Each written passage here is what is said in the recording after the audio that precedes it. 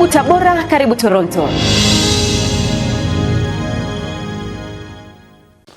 Kwanza mkumbuke ya kwamba hoja ya wanawake kuwa wachungaji ni hoja iliyoanza zamani sana. Haikuanza jana wala juzi. Kanisa Anglikana limekuwa na debate hiyo kwa miaka mingi. Mwaka 1867 walianza kuweka mashemasi wa kike kwa mara ya kwanza katika kanisa Anglikana. 1867.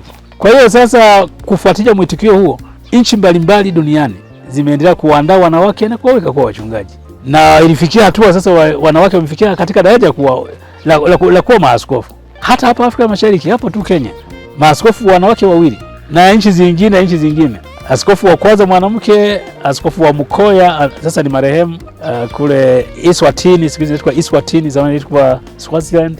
Unaweza ukaona kwamba movement ya wanawake katika huduma takatifu imeanza siku nyingi sana, na nchi mbalimbali zilianza kuweka wanawake mikono, mwisho wakawa wengi kiasi ambacho ilikuwa imebaki Tanzania tu. Sasa Tanzania, Dayosisi ya Central Tanganyika ikaweka wanawake, alafu Dayosisi ya Morogoro, Dayosisi ya Mara, Dayosisi ya Bonde la Ufa, Dayosisi ya Shinyanga. Kwa hiyo kaanza kuwa nyingi ambazo zinaweka mikono wanawake. Lakini sisi Tabora tumekuwa na wanawake waliosoma theolojia, wana diploma, wana certificate wapo hapa. Sasa tukaona kwamba kwa kweli kwanza ni kuwanyima haki yao. Wamesoma na hao wanaume ambao tumeweka kuwa wachungaji. Tena wakati mwingine darasani hao wanawake walikuwa na wazidi hao wanaume katika matokeo ya mitihani. Sasa leo wanaume wanakuwa wachungaji, wanawake tunawaacha tu kwa sababu tu ni wachungaji, ni wanawake. Na Biblia haijaeleza kwamba nani anatakiwa kuwa mchungaji, mwanamke au mwanaume. Kwa hiyo kuna mapinduzi makubwa sana katika mtazamo wa Agano la Kale na Agano Jipya, katika mtazamo wa dini ya Kiyahudi na mtazamo wa dini ya Kristo. Ni mambo mawili tofauti.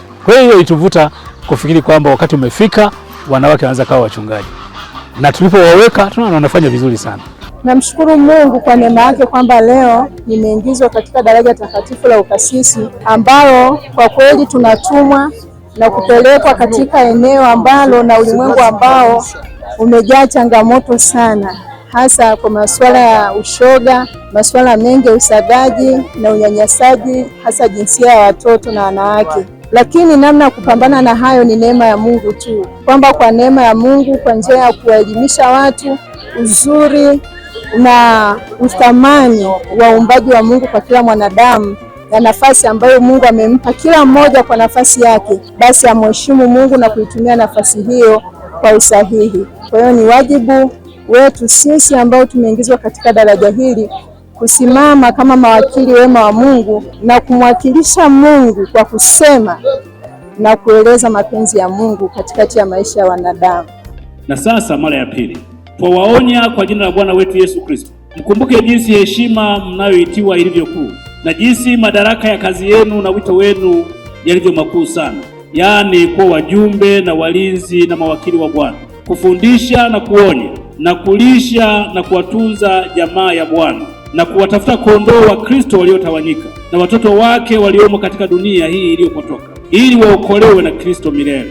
Jitahidini basi kukumbuka siku zote hazina ilivyokuu mno mnayokabidhiwa, kwani wao ndio kondoo zake Kristo aliyowanunua kwa kufa kwake, akimwaga damu yake kwa ajili yao. Kanisa na shirika ambalo hamna budi kulitumikia ndilo bibi harusi na mwili wake. Na kama lile kanisa au mmoja wa watu wale wa kanisa lile akipata dhara au kuzuiwa kwa sababu ya uzembe wenu, mnajua jinsi kosa hilo lilivyokubwa mno na adhabu yake ilivyokuu. Basi tafakarini sana kusudi la huduma yenu kwa watoto wa Mungu, ambao ni bibi harusi na mwili wake Kristo. Tena angalieni kwamba msilegee kamwe katika kazi yenu, wala katika uchungaji wenu, wala juhudi yenu, hata mtakapokwisha kutenda yote kadiri mwezake, kama ilivyo wajibu wenu, kuwaleta watu wote mtakaokabidhiwa au mliokabidhiwa katika umoja wa imani na kumfahamu sana Mungu, waendelee hata kufika kwenye cheo cha kimo cha utimilifu wa Kristo, hata isibaki nafasi kwenu kwa ukengeufu katika imani, wala kwa upotofu wa mwenendo. Tusiogope changamoto tunazokutana nazo katika utumishi, ninyi mashemasi na sisi na kila mmoja wetu. Kwa kweli katika wito ambao Mungu ametuitia, kama nilivyosoma kwenye kitabu cha nabii Yeremia, kuna baraka nyingi sana ambazo tumeziona, tungezieleza utashangaa, lakini leo sikutaka kusema hizo. Leo nataka nisemee juu ya changamoto unazokutana nazo katika utumishi ambao Mungu amekuitia. Katika kipindi Mungu anamwita nabii Yeremia, alimwambia maneno ambayo nimeyasoma, akasema, kabla sijakuumba nalikujua, na kabla hujatoka ndani ya tumbo la mama yako nilikuchagua ili kukuweka uwe nabii.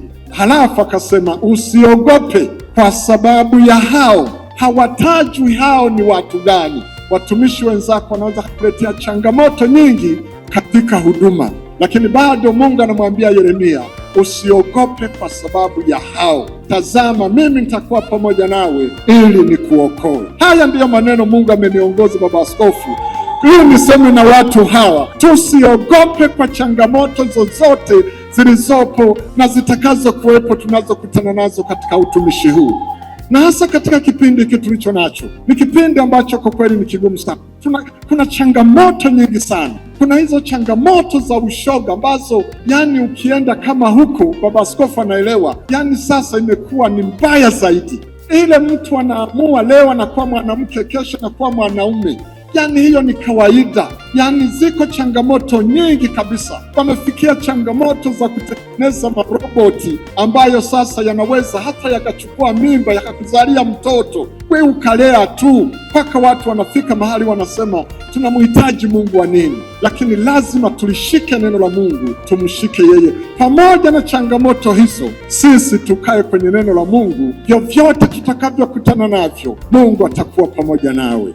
Karibu Tabora, karibu Toronto.